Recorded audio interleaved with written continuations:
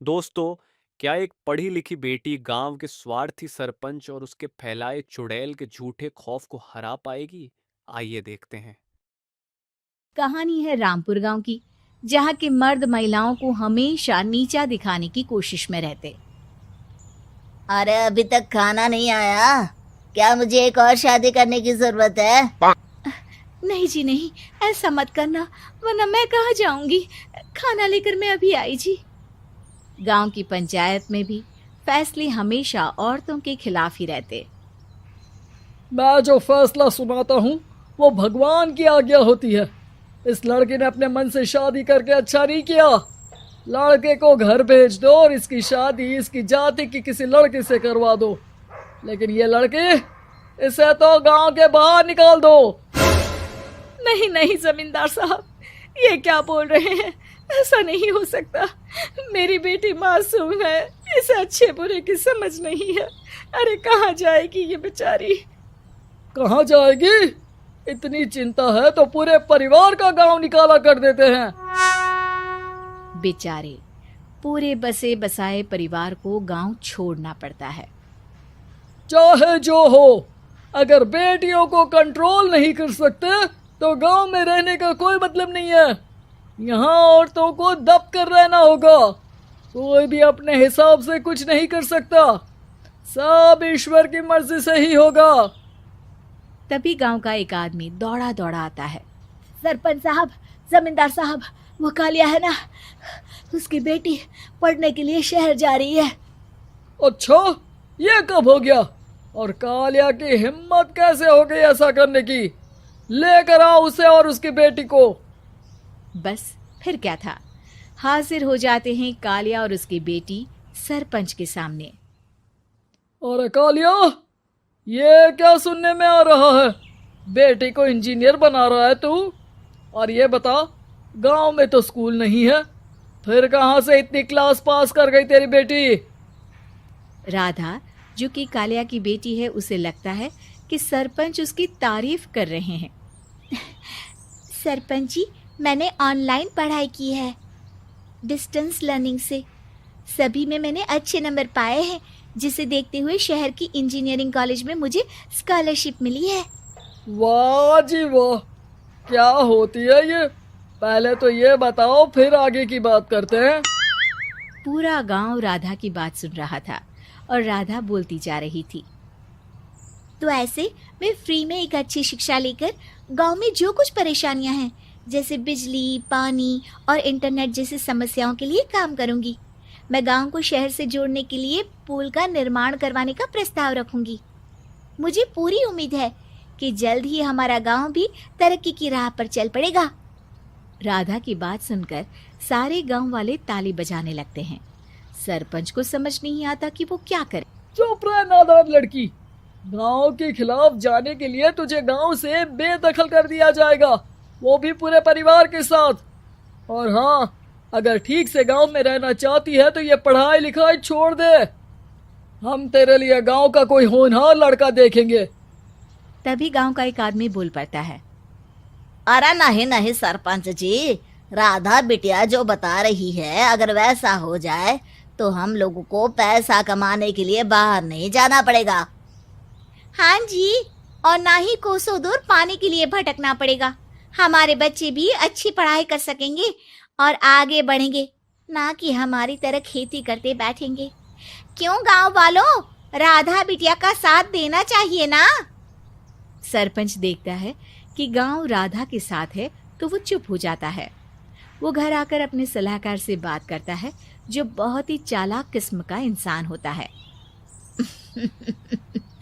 अरे सरपंच साहब, आपको बहुत ही होशियारी से काम लेना पड़ेगा। एक बार गांव तरक्की कर गया, यहाँ के बालक पढ़ लिए तो कोई ना पूछेगा आपको। और फिर ये जो बेटा और बेटी है ना आपके, इनको भी आम लोगों की तरह ही जीवन जीना होगा। हाँ, लेकिन करे तो क्या करे? वो ना, आप मुझ पर छोड़ दीजिए, बस मैं जैसा बोलूं करते जाइए। अगले रोज सुबह जब गांव वाले सोकर उठते हैं तो राधा के घर के बाहर और साथ ही वो लोग जिन्होंने राधा का सपोर्ट किया था उनके घर के आगे लाल रंग से कल आऊंगी लिखा होता है। कल आऊंगी? यह क्या होता है? अरे यह तो खून से लिखा है, लगता है कोई भूत प्रेत या चुड़ैल का साया है। चलो सरपंच जी के पास चलते हैं। सभी सरपंच के पास जाकर उसे सारी बात बताते हैं। अरे ये तो बड़ी मुश्किल की बात है। चलो मैं एक बाबा को जानता हूँ, उन्हें बुला लेता हूँ। सरपंच बाबा को लेकर गांव के घर के बाहर जाता है। ओहो, तो ये वो चुड़ैल है जो उन लोगों को निशाना बनाते हैं जो गांव को बदलने का सपना देखते हैं। वो गांव को ऐसे ही संपन्न देखना चाहती है। वो नहीं चाहती कि कोई बाहरी यहाँ का कायाकल्प करे। क्या तुम लोगों में से किसी ने गांव को बदलने की सोच रखी है? तभी राधा की माँ रोते रोते आती है। मेरी राधा घर से गायब हो गई है। अरे कोई तो बचाओ, मेरी बच्ची कहाँ गई?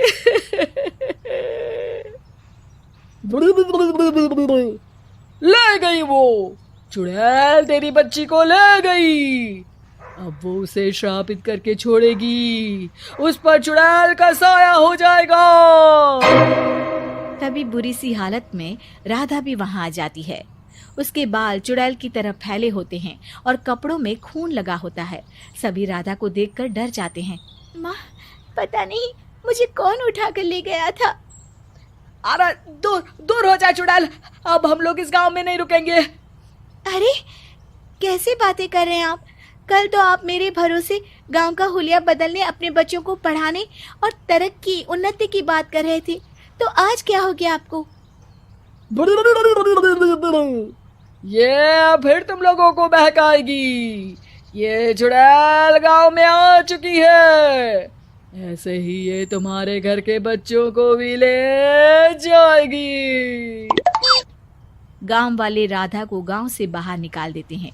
उसके माँ बाप रोते रहते हैं लेकिन गांव वाले नहीं मानते। मैं भी अपनी बहन के साथ गांव के बाहर रहूंगा, लेकिन वो पढ़ाई नहीं छोड़ेगी। वहीं सरपंच के घर पर सलाहकार कहता है। देखा, सांप भी मर गया और लाठी भी नहीं टूटी। लेकिन अगले ही दिन सरपंच के घर के बाहर भी वही शब्द लिखे होते हैं और फिर सरपंच की बीवी कहती है, हमारी बेटी को किसी ने अगवा कर लिया है। तभी राधा का भाई वहां आ जाता है। अरे गांव वालों, मैंने सरपंच जी की बेटी को देखा था। वो चुड़ैल उसे उठाकर ले जा रही थी। अरे क्या मजाक कर रहे हो? नहीं नहीं सरपंच जी, आप नहीं जानते। वो चुड़ैल अब आपकी बेटी में आ जाएगी, जैसे राधा के अंदर आ गई थी। तभी सरपंच की बेटी वैसी ही हालत में वहां आती है जैसे राधा आई थी। पापा, पता नहीं कैसे मैं गायब हो गई थी। चुड़ैल, इसके अंदर भी चुड़ैल का साया है, मारो इसे। अरे नहीं नहीं, इसे भी राधा के पास गांव के बाहर ही भेज दो। अरे चुप रहो, मेरी बेटी कहीं नहीं जाएगी और चुड़ैल बुड़ैल कुछ नहीं होता है। अरे कैसे बात कर रहे हो सरपंच जी? आप तो बोल रहे थे कि आपका फैसला भगवान का ज्ञान होता है, तो अपने पर बात आई तो अब आप ऐसे बोल रहे हैं। अरे ना ना ना, आपको अपनी बेटी को त्यागना ही होगा। अरे बुलाओ बाबा को। राधा का भाई बाबा को ले आता है, जिसे अब गांव वालों के डर के कारण सच बोलना पड़ता है। मैं कोई बाबा नहीं हूँ, मैं तो मोची था। ये सलाहकार महोदय ने मुझे कहा था एक्टिंग करने को। अब वो मुझे पैसे देने वाले हैं। अब मुझे माफ कर दो। गलती हो गई, मुझे माफ कर दो। तभी वहां राधा आ जाती है। देखा सरपंच जी, जब गांव के बच्चे साक्षर होंगे तो आप जैसे लोगों की चालाकी नहीं चलेगी। इस कहानी से हमने ये सीखा कि शिक्षा ही सबसे बड़ी ताकत है। साक्षरता और समझदारी से ही हम स्वार्थी लोगों के फैलाए गए झूठे अंधविश्वास और ढोंग का पर्दाफाश कर सकते हैं। क्या होगा जब ससुराल वालों को अपनी उदास बहू के चित्रकार बनने के टूटे सपने का सच पता चलेगा? चलिए पढ़ते हैं अगली कहानी की तरफ। रजनी को बचपन से ही पेंटिंग का बहुत शौक था। वो हमेशा से ही पेंटर बनना चाहती थी, पर उसके माँ और पिताजी ने उसको कभी भी इस चीज के लिए सपोर्ट नहीं किया और उसकी शादी नीरव से हो गई। नीरव रजनी को बहुत प्यार करता था, पर रजनी हमेशा चुपचाप ही रहती। वो इस शादी से खुश नहीं थी।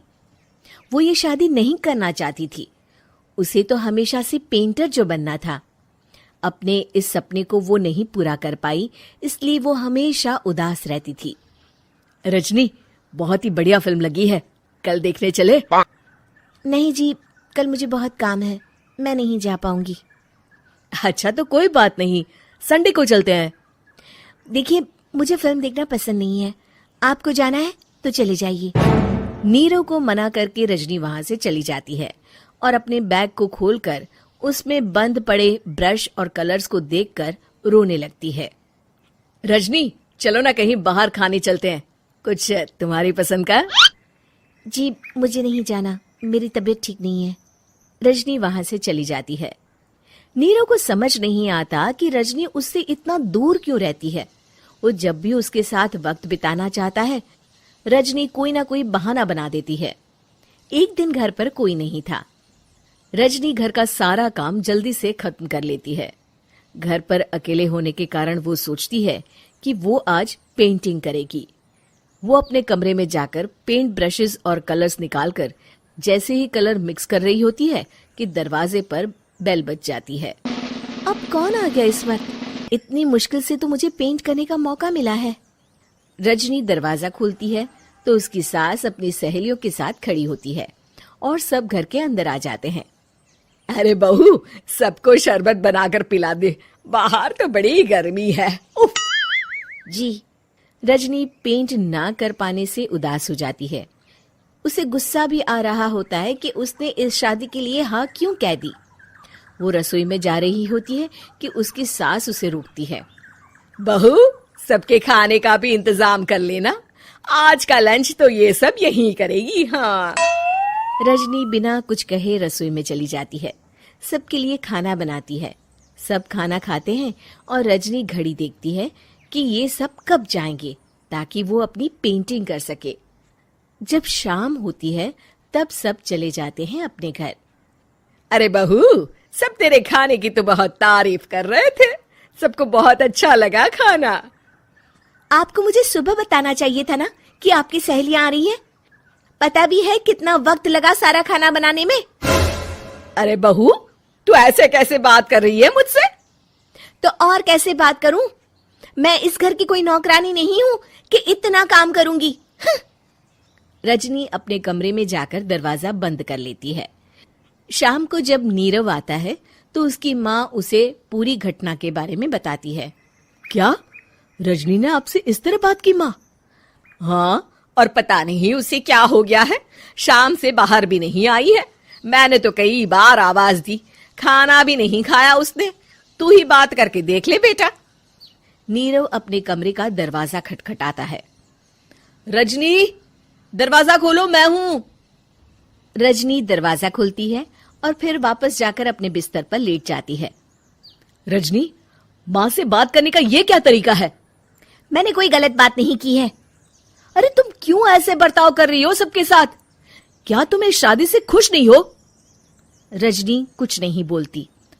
अरे बताओ मुझे रजनी, क्या ये शादी तुम्हारी मर्जी के खिलाफ हुई है? हाँ, मैं ये शादी कभी नहीं करना चाहती थी।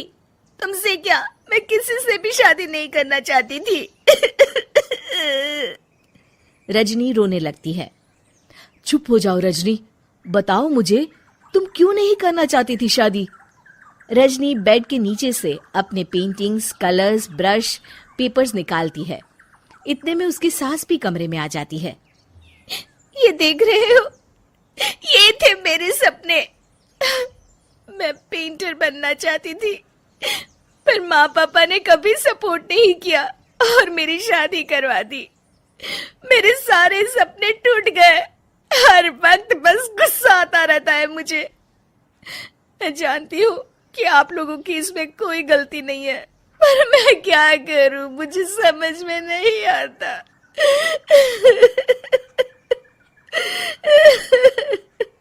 रजनी फूट फूट कर रोने लगती है। मुझे माफ कर दीजिए, आप दोनों के साथ मैं बहुत बुरा बर्ताव कर रही हूँ। अरे रजनी बेटा, चुप हो जाओ तुम। नीरव पानी लेकर आता है। ये लो पानी पियो और शांत हो जाओ। रजनी पानी पीती है और उसकी सास पेंटिंग्स देख रही होती है। अरे नीरव, हमें तो पता ही नहीं था कि हमारी बहू कलाकार है। अरे कितनी अच्छी पेंटिंग्स बनाई है, देखो तो। ये वाली तो मैं अपने कमरे में ले जाऊंगी। आपको ये पेंटिंग्स अच्छी लगी? अच्छी नहीं, बहुत अच्छी लगी। और तुमने हमें बताया क्यों नहीं? तुम जब चाहे पेंटिंग कर सकती हो रजनी। हम तुम्हारे सपनों को पूरा करने में तुम्हारा पूरा साथ देंगे। हाँ बेटा, हम कला की कद्र करते हैं। हम कलाकार तो नहीं, पर मुझे गर्व है कि मेरी बहू एक कलाकार है। रजनी, नीरव और सास तीनों हंस पड़ते हैं। चलिए, ये तो समझ में आ गया कि परिवार के सच्चे सहयोग और प्यार से कोई भी अधूरा सपना फिर से पूरा हो सकता है। क्या होगा जब भारी दहेज और करोड़ों की संपत्ति के लालच में एक बाप बेटा बिना लड़की को देखे ही शादी के लिए हाँ कर दें और सुहाग रात पर पता चले कि करोड़ों की मालकिन दुल्हन तो एक आंख से कानी है। किशोरी लाल जी के बेटे राघव की शादी की बात जगह जगह चल रही थी, लेकिन किशोरी लाल जी को कोई लड़की पसंद ही नहीं आती थी। और उसकी एक ही वजह थी, किशोरी लाल जी का लालची होना। उनको लड़की वालों से मोटा दहेज चाहिए था और इसी चक्कर में एक दिन वो एक बहुत पैसे वाले के घर अपने बेटे का रिश्ता लेकर पहुंचे। उस आदमी का नाम था ओम प्रकाश। देखिए किशोरी लाल जी, मेरी एक ही बेटी है और मेरी सारी संपत्ति जायदाद सब कुछ मेरी बेटी नैना का ही है। पापा, नाम से लगता है बहुत खूबसूरत होगी। कितना अच्छा नाम है ना, नैना। ओ, वैसे बात तो सही है आपकी। अब इतना पैसा है, जमीन जायदाद है, इकलौती बेटी, आप भी क्या करेंगे? सब कुछ उसे ही देंगे ना। बिल्कुल ठीक पहचाना आपने। बस बेटी की शादी और सारी जायदाद उसके नाम। पापा, बिना देखे हाँ कर दीजिए ना। इतना अच्छा रिश्ता फिर कहाँ मिलेगा? माला माल हो जाएंगे हम। मैं अपनी बेटी को बुलाता हूँ। अरे नहीं नहीं नहीं नहीं, आपकी बेटी का नाम नैना है, सुनकर ही लगता है बहुत सुंदर होगी। रहने दीजिए अंकल, मैं तो आपकी बेटी के नाम से ही इतना खुश हो गया हूँ कि उसे बिना देखे शादी करने को तैयार हूँ। अब तो मैं उसका चेहरा सीधे शादी के बाद ही देखूंगा। और इस तरह राघव नैना का चेहरा नहीं देखता और उससे शादी कर लेता है। शादी के बाद अपनी सुहाग रात पर जब राघव नैना का घूंघट उठाकर देखता है तो नैना की आंखें बंद थी। कितनी खूबसूरत हो तुम नैना, जरा अपनी आंखें खोलकर मेरी तरफ देखो तो सही। नहीं, मुझे शर्म आती है। अरे, मैंने तुम्हें शादी से पहले भी नहीं देखा, और अब अगर तुम आंखें खोलकर मुझे देखोगी भी नहीं तो मुझे अच्छा कैसे लगेगा? इससे पहले कि नैना अपनी आंखें खोलकर राघव की तरफ देखती, अचानक से लाइट चली गई और राघव नैना को पूरी तरह से देख भी नहीं पाया। अगली सुबह नैना राघव के लिए नाश्ता बनाकर लेकर आई। अरे ये क्या, आधा पराठा सीका हुआ है और आधा बिल्कुल कच्चा। ये तुमने क्या किया नैना? बहू, तुमने क्या आधा पराठा तवे से नीचे लटका कर रखा था, जो आधा सिका है और आधा कच्चा? मुझे जितना दिखेगा उतना ही तो सीखूंगी ना पापा जी। जहाँ जहाँ मुझे नजर आ रहा था वहाँ मैंने सीख लिया, जहाँ जहाँ नहीं दिखा वहाँ कच्चा रह गया होगा। इसका क्या मतलब है? ये कैसा मजाक कर रही है तुम? अरे बहू, तुमने इतना लंबा घूंघट क्यों लगाया हुआ है? देखो, हमारे घर में बहुओं को बेटी की तरह रखा जाता है, और फिर तुम तो इतना सारा माल लेकर आई हो। देखो, ये घूंघट डाल कर रखने की कोई ज़रूरत नहीं है। हाँ नैना, पापा जी ठीक कह रहे हैं, तुम तो आराम से रहो, अपना ही घर समझो। नैना अचानक से अपना घूंघट उठा लेती है। अरे ये क्या पापा, नैना की तो एक आंख फूटी हुई है। मुझसे नैना, लेकिन ये तो कानी बहू निकली। मेरे साथ धोखा हुआ है, धोखा।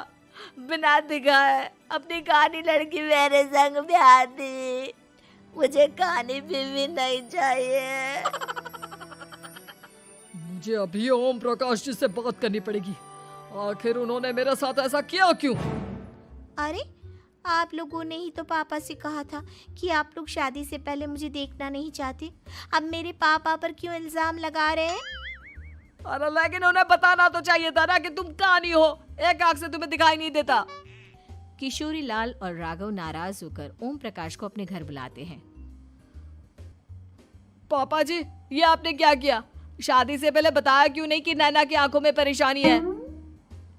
अरे आप ही ने तो लड़की देखने से मना कर दिया था। अरे लेकिन आप बता तो सकते थे। आपको तो हमारी बेटी की प्रॉपर्टी चाहिए थी, वो भी पूरी की पूरी। अब क्या हुआ अगर उसे आधा दिखाई देता है? प्रॉपर्टी तो आपको पूरी मिल गई ना। अरे ये क्या बात हुई? मेरी शादी प्रॉपर्टी से नहीं, आपकी बेटी से हुई है। अब ये तो पहले सोचना चाहिए था। तब तो मेरी प्रॉपर्टी देखकर तुम्हारी जुबान लप लप आ रही थी। लेकिन मैं कानी लड़की को अपनी बीवी बनाकर नहीं रख सकता। पापा कुछ करिए ना आप। हाँ करता हूँ। देखिए ओम प्रकाश जी, आप हमारे साथ ऐसा नहीं कर सकते।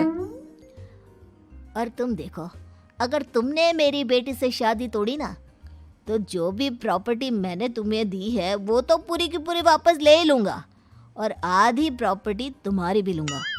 अरे मेरी आधी प्रॉपर्टी भला क्यों लेंगे आप? इसलिए क्योंकि मेरी बेटी को आधा नजर आता है और उसकी नजर अभी तक तुम्हारी आधी जायदाद पर ही पड़ी है।